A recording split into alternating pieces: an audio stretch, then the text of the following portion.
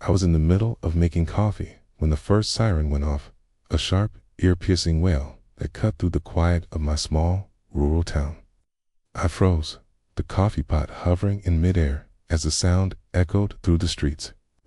It wasn't the usual fire alarm or the occasional test of the emergency system. This was different. This was urgent. I set the coffee pot down and walked to the window, pulling back the curtains. The sun was just rising, casting a pale golden light over the empty streets. Everything looked normal, no smoke, no fire trucks, no crowds gathering, just the same sleepy town I'd lived in for years. But the sirens kept blaring, their shrill, insistent tone growing louder and more frantic. My phone buzzed on the counter, and I grabbed it, expecting an explanation. Instead, I was met with a stark, glaring message. Emergency alert. Severe weather. Warning. Take shelter immediately. Avoid windows and doors. Stay tuned for updates. National Weather Service. I frowned. Severe weather. The sky outside was clear, not a cloud in sight. I had lived in this town long enough to know when a storm was coming, and this wasn't it. The air was calm, the kind of calm that usually meant a hot, uneventful day. I opened the weather app on my phone, but it showed nothing, no storms, no warnings, no alerts. Just a sunny forecast for the next week. Confused, I called my friend Mark, who worked at the local news station. "Hey, did you guys issue that weather alert?" I asked as soon as he picked up. "What alert?" he replied, sounding just as confused as I was. "The one about severe weather. The sirens are going off, and I got an emergency alert." Was a pause on the other end of the line. "We didn't issue anything. Are you sure it's from us?" "This is National Weather Service," I said, double-checking the message. "That's weird. Let me check with the team and get back to you." I hung up and stared at my phone, the sirens still blaring in the background. They were relentless, a constant, deafening roar that made it hard to think. I walked back to the window, peering out again. Still nothing, no one was outside. No cars were moving. It was as if the entire town had gone into hiding. Then my phone buzzed again. Another alert. Emergency alert. Tornado warning in effect. Seek shelter immediately. This is not a drill. National Weather Service. I felt a chill run down my spine. A tornado in this weather. It didn't make sense. I opened the weather app again, but it still showed nothing, no storms, no warnings, just clear skies and sunshine. It's good. I decided to call the National Weather Service directly. After a few rings, a woman answered, her voice calm but professional. "National Weather Service. How can I help you?" "Hi, I'm calling about the tornado warning," I said, trying to keep my voice steady. "I'm in Blackville, and we're getting alerts, but there's no storm, nothing on the radar." There was a brief pause. "Let me check," she said. I heard the sound of typing in the background. Then she spoke again. "I'm not seeing any active warnings for your area. Are you sure the alert came from us?" "Says National Weather Service," I replied, feeling a knot of unease tighten in my stomach. "That's strange," she said. "We didn't issue any alerts for your location. This might be a glitch in the system. I'll look into it." I thanked her and hung up, but the unease didn't go away. If the National Weather Service hadn't issued the alert, then who had? And why were the sirens still going off? I decided to check the local news online, but there was nothing, no reports of severe weather. No explanations for the sirens, just the usual headlines about local events and politics. It was as if the entire town was ignoring the chaos unfolding around them. Then my phone buzzed again, this time a text from my neighbor, Linda. "Did you get the alert? What's going on?" I typed back quickly, "Okay, but there is no storm." I called the weather service, and they said they didn't issue it. Her response came a few seconds later. "That's weird. The sirens are freaking me out. I'm staying inside, just in case." I agreed with her. Something felt off, and I wasn't taking any chances. "Okay," grabbed a flashlight and some supplies, in case the power went out, and settled in the living room, away from the windows. The sirens were still blaring, their shrill tone grating on my nerves. I tried to distract myself by scrolling through my phone, but the alerts kept coming. Emergency alert, remain indoors. Do not attempt to leave your home. Stay away from windows. National Weather Service. I stared at the message, my heart pounding. The wording was so specific, so urgent. It felt less like a weather alert and more like a warning against something far worse than a storm. Then I heard it, a faint, high-pitched whine beneath the sirens, almost like a scream. At first, I thought it was my imagination, but it grew louder, more distinct. It wasn't just one voice, it was many, overlapping and blending into a cacophony of sound. It was coming from outside, from the streets. I crept to the window, my hands trembling as I pulled back the curtains.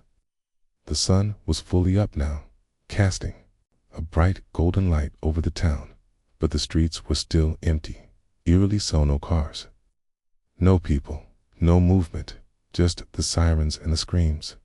Then I saw them, figures, barely visible in the distance, moving slowly down the street.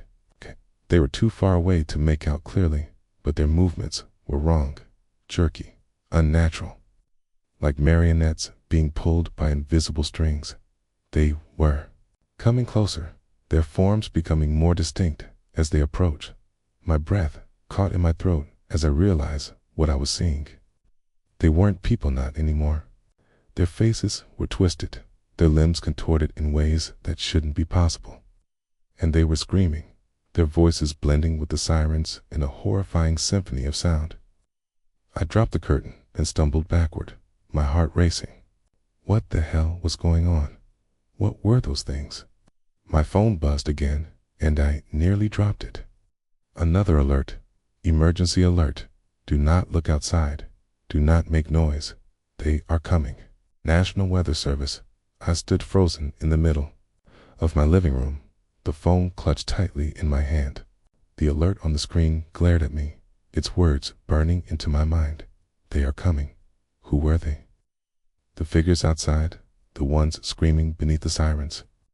My heart pounded so loudly, I could barely hear the relentless wail of the alarms. Anymore, the screams outside grew louder, more frantic. They weren't just screams of fear. They were screams of pain, of agony. I could hear them now, clear as day, cutting through the noise of the sirens. It was like the town itself was crying out, begging for help, but there was no one to help, no one but me, trapped inside my house. Too afraid to even look out the window.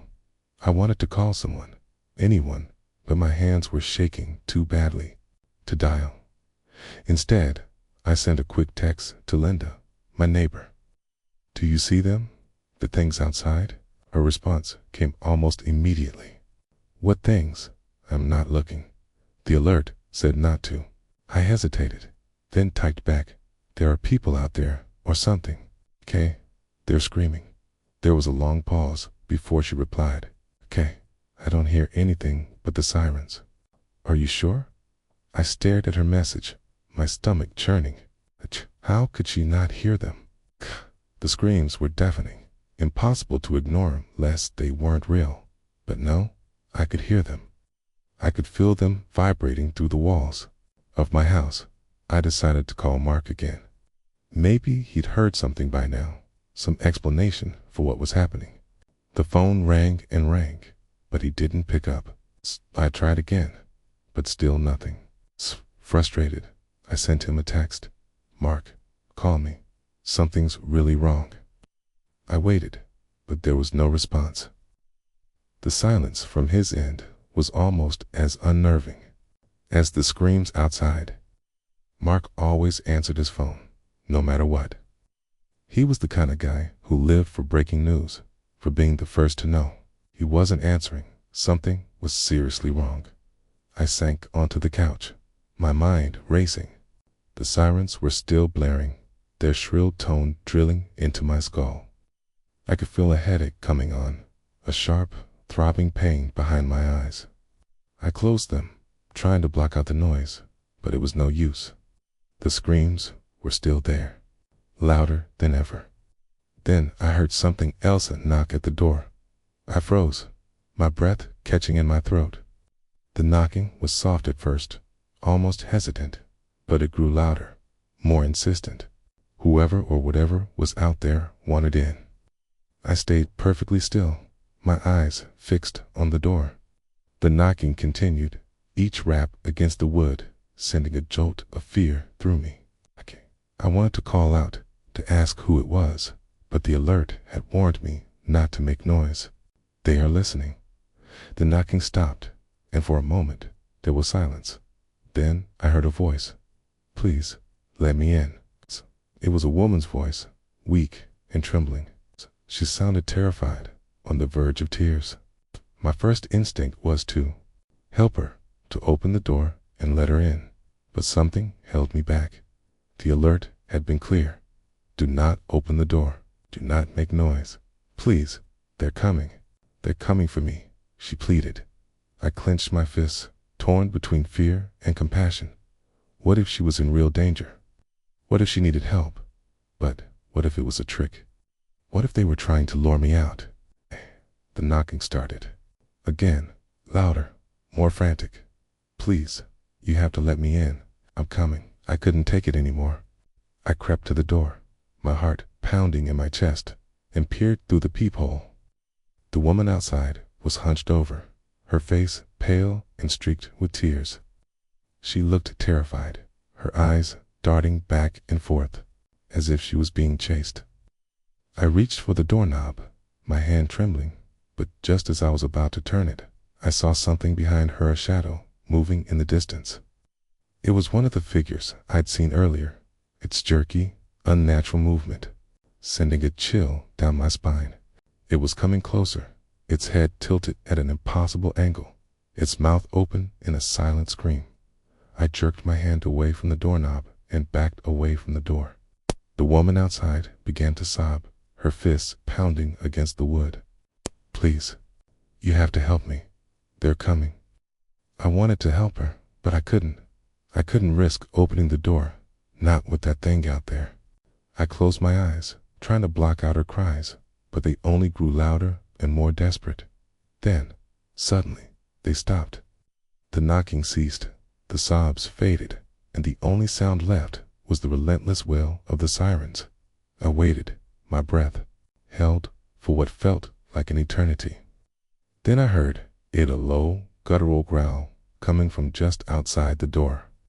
I backed away, my heart racing, and stumbled into the kitchen. My phone buzzed again, and I nearly screamed. It was another alert, emergency alert. Do not open the door. Do not respond to voices. They are not human. National Weather Service. I stared at the message, my hands shaking. They are not human. The words sent a chill through me. What were they? Then, and why were they here? I glanced at the door, half expecting it to burst open at any moment, but it remained closed. The silence outside, almost as unnerving as the screams had been. The sirens were still blaring, their shrill tone a constant reminder that something was very, very wrong. I needed answers. I needed to know what was happening, but there was no one to ask, no one to turn to.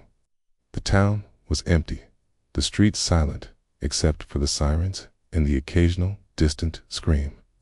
Then my phone buzzed again, this time a text from Linda. "Are you okay?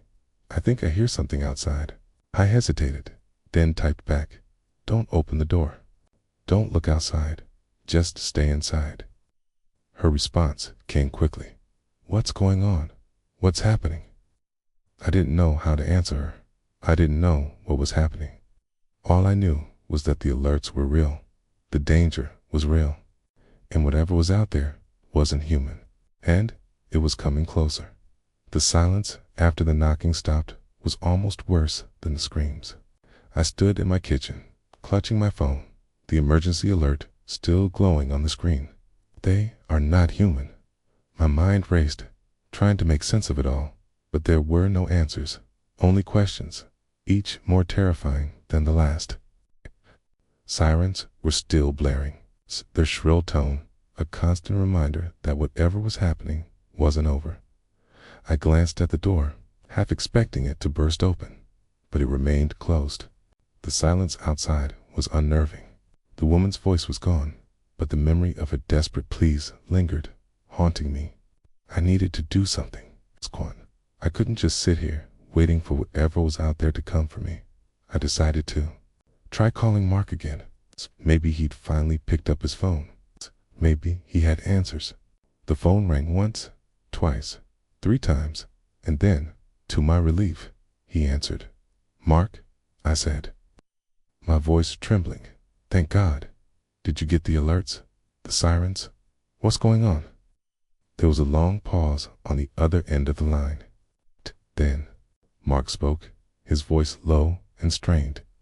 "Yeah, I got them, but it's not what you think." "What do you mean?" I asked, my heart pounding. "What's happening?" Another pause. "It's not a storm. It's not natural. I don't know how to explain it, but something's wrong, really wrong." "What do you mean, not natural?" I demanded, my voice rising. He hesitated, then said, "I can't talk about it over the phone. Just stay inside. Don't look outside. Don't make any noise. And, whatever you do, don't trust the alerts." "What?" I said, my stomach dropping. "What do you mean, don't trust the alerts? They're from the National Weather Service." "They're not," Mark said, his voice barely above a whisper. "I don't know who's sending them, but it's not the Weather Service. Something's hijacked the system." I felt a chill run down my spine. Hijacked? By who? I don't know, but it's not human. I've been trying to figure it out, but it's like nothing I've ever seen before. It's like they're using the alerts to control us, to keep us inside. I stared at the phone, my mind reeling. If the alerts weren't from the Weather Service, then who were they from? And why were they trying to keep us inside? What were they hiding? "Mark," I said, my voice shaking. "What do I do?" "Stay inside. Don't make any noise. Can't. Whatever you do, don't." The line went dead. "Mark," I said, panic rising in my chest. "Mark, are you there?" But there was no answer. The call had dropped, and when I tried to call back, it went straight to voicemail. I stared at my phone, my hands trembling. What had he been about to say? Don't what? Don't trust the alerts. Don't look outside. Don't open the door. I glanced at the door again, my heart racing. The silence outside was deafening, broken only by the relentless wail of the sirens. Needed to know what was happening. I needed to see. Against my better judgment, I crept to the window and pulled back the curtain just enough to peek outside. The street was empty, the sunlight casting long shadows across the pavement. But there was something off. The shadows didn't look right. They were too dark, too deep, as if they were alive, shifting and writhing like smoke. Then I saw them. The figures were back, but they were different now. They weren't moving in their jerky, unnatural way anymore. They were standing still, their heads tilted upward as if they were listening. Their faces were twisted, their mouths open in silent screams. But their eyes were empty, black voids that seemed to suck in the light. I dropped the curtain and backed away, my heart pounding. What were they? What did they want? And why were they here? My phone buzzed again, and I nearly jumped out of my skin. It was another alert, emergency alert. Do not look outside. Do not make noise. They are listening. National Weather Service. I stared at the message, my hands shaking. Mark had said not to trust the alerts, but what if he was wrong? What if the alerts were the only thing keeping me safe? I didn't know what to believe anymore. Then I heard it, a faint, stacky sound, like a radio tuned to a dead frequency. It was coming from my phone. I held it up to my ear, trying to make out what it was. At first, it was just noise, but then, slowly, a voice began to emerge from the static. "Help. U.S." The voice was faint, barely audible, but it sent a chill down my spine. It wasn't the woman from before.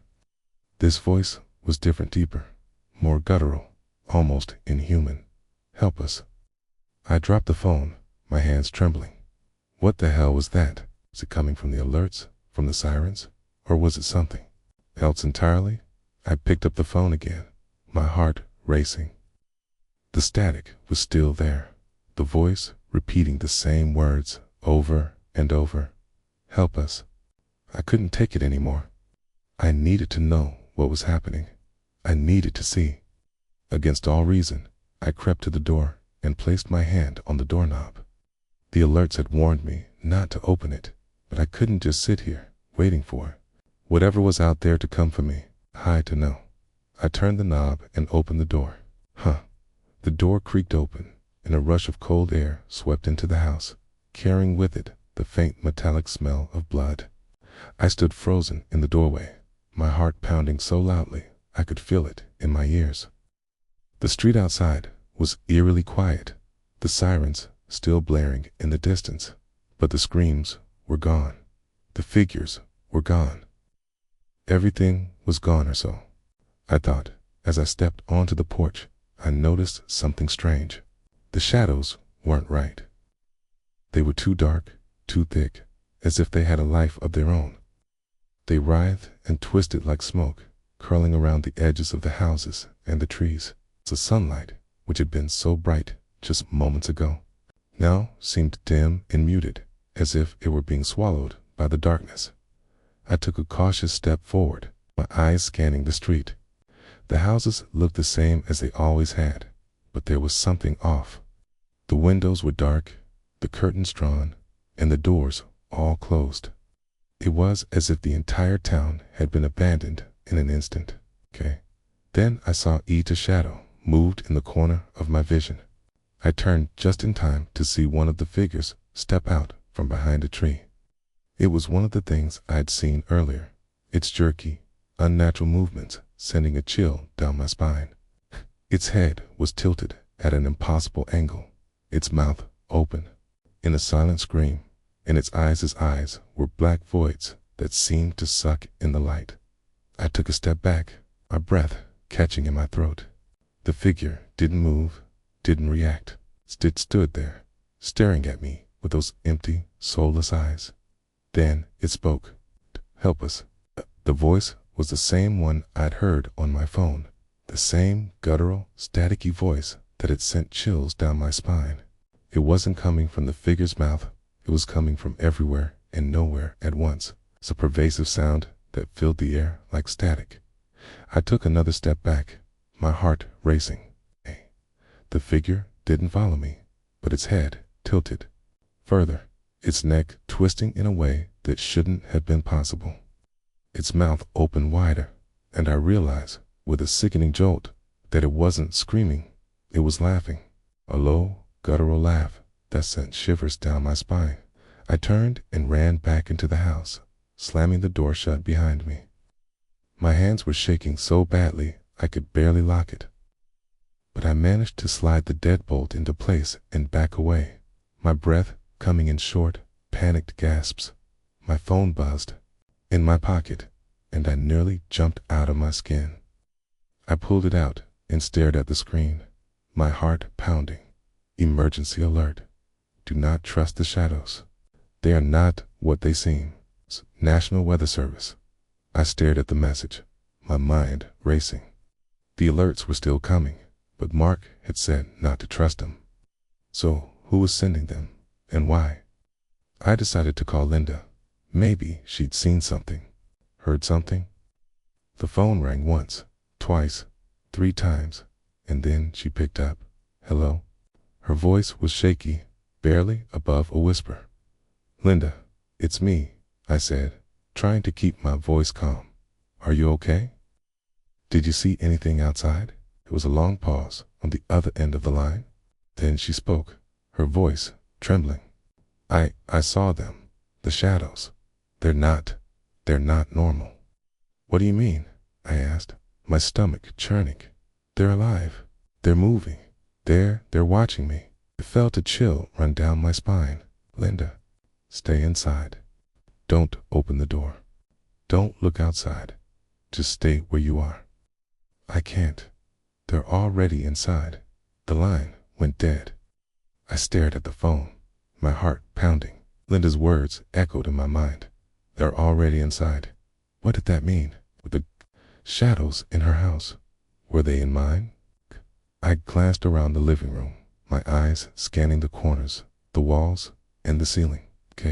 The shadows seemed darker than usual, thicker, as if they were closing in on me. I shook my head, trying to push the thought away, but it lingered, gnawing at the edges of my mind. Then I heard it, a faint, staticky sound, like a radio tuned to a dead frequency. It was coming from the kitchen. I crept toward the sound, my heart pounding. Ken found my phone sitting on the counter, the screen glowing with another alert. Emergency alert. They are inside. Do not trust the shadows. National Weather Service. I stared at the message, my hands trembling. The static grew louder, more insistent, and I realized with a sickening jolt that it wasn't coming from the phone, it was coming from the shadows. I backed away, my eyes fixed on the darkest corner of the room. The shadows there were shifting, writhing, as if they were alive. Then, slowly, a figure began to emerge, a tall, thin shape with empty black eyes and a mouth twisted into a grotesque smile. Help us, it whispered, its voice a guttural, staticky rasp. I turned and ran, my heart pounding in my chest. The figure didn't follow me, but I could hear its laughter echoing through the house. Low, guttural sound that sent shivers down my spine. I slammed the bedroom door shut and locked it, my hands shaking so badly I could barely turn the key. The laughter continued, growing louder and more insistent, until it felt like it was coming from inside my head. I sat on the floor of my bedroom, my back pressed against the door, trying to block out the laughter that echoed through the house. The sirens outside were still blaring, their shrill tone a constant reminder that whatever was happening wasn't over. The shadows were inside, the figures were inside, and there was no escape. My phone buzzed in my hand, and I nearly dropped it. Another alert. Emergency alert. They are here. Do not resist. National Weather Service. I stared at the message, my hands trembling. Do not resist. What did that mean? Were they telling me to give up? To let the shadows take me? The laughter grew louder, more insistent, and I realized with a sickening jolt that it wasn't just coming from the shadows anymore. It was coming from inside my head. A low, guttural sound that seemed to vibrate through my skull. I clenched my fists, trying to block it out, but it was no use. The laughter was everywhere, filling the room, filling my mind. I could feel it pressing in on me, suffocating me, as if the shadows themselves were closing in. Then I heard a voice. Help us. It was the same guttural, staticky voice I'd heard before, but this time it was different. This time it sounded desperate, pleading. I looked up, my eyes scanning the room. The shadows were thicker now, darker, as if they were closing in on me. But there was something else, a faint, flickering light in the corner of the room. It was coming from my laptop, which I'd left open on the desk. I crawled toward it, my hands trembling, and pulled myself up into the chair. The screen was glowing with a strange, static-filled image, like a corrupted video file. The voice was coming from the speakers, faint but unmistakable. Help us. I leaned closer, my heart pounding. The static on the screen began to shift, forming shapes, figures. I squinted, trying to make them out, and realized with a jolt that they were the same figures I'd seen outside. The same twisted, unnatural shapes with empty black eyes and mouths open in silent screams. But there was something different about them now. They weren't moving in their jerky, unnatural way anymore. They were reaching out toward me. Help us, the voice repeated, more urgent this time. I stared at the screen, my mind racing. What did they want? Why were they asking for help? And why were they here? Then it hit me, the alerts, the sirens, the shadows. It was all connected. The alerts weren't warnings. They were commands. The sirens weren't alarms. They were a signal. And the shadows were the key. I grabbed my phone and pulled up the emergency alert system. The messages were still coming, one after another, each more urgent than the last. Emergency alert. Do not resist. They are here to help. National Weather Service. Emergency alert. The shadows are your salvation. Do not fear them. National Weather Service. Emergency alert. Let them in. Let them save you. National Weather Service. I stared at the messages, my hands shaking. Let them in. Let them save me. What did that mean? The laughter, no. The static was still there, but it didn't feel threatening anymore. It felt familiar, like a voice I'd known all along. I walked to the door and unlocked it, my heart pounding.